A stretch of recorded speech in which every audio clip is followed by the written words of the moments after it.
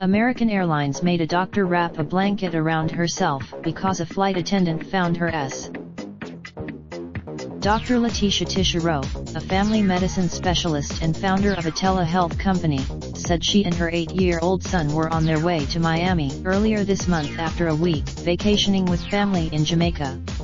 In a viral tweet, she included a front and side view photo of her outfit, a one-piece romper.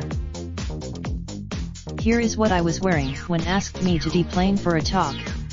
At which point, however, Rowe said that there was nothing inappropriate about what she was wearing, and that she even double-checked herself in a bathroom mirror right before boarding. Instead, she believes there's a double standard for appropriate attire that's applied differently to women depending on a few factors, including body shape and race. Rowe said she had boarded the plane without any issue, and had almost reached her seat when a flight attendant approached her and said that they needed to talk to her at the front of the plane. She said she walked, "I'll post a picture of my attire when I land.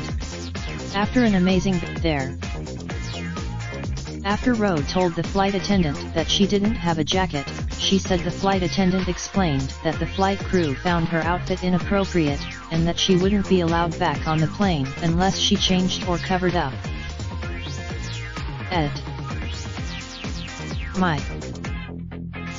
She said that, since she didn't have a jacket or clothing she could easily change into, she asked for a blanket. The flight attendant After she wrapped the blanket around her waist, she said, another flight attendant came up and warned her not to make a scene, despite the fact that she was deliberately behaving calmly to avoid escalating the situation. When the flight landed, Rowe went to a bathroom in the airport to take the photos that she included with her tweet. American Airlines, which passengers agree to when they purchase tickets, mentions appropriate attire, but doesn't provide any details or examples. It simply reads, regardless, Rowe insisted that the outfit was completely appropriate for the public. A spokesperson for American Airlines, Shannon Gilson, said that the airline is taking Rowe's complaint seriously and is investigating why she was forced to cover up, and that the airline has not been able to contact Rowe. In a statement provided by Gilson, American said,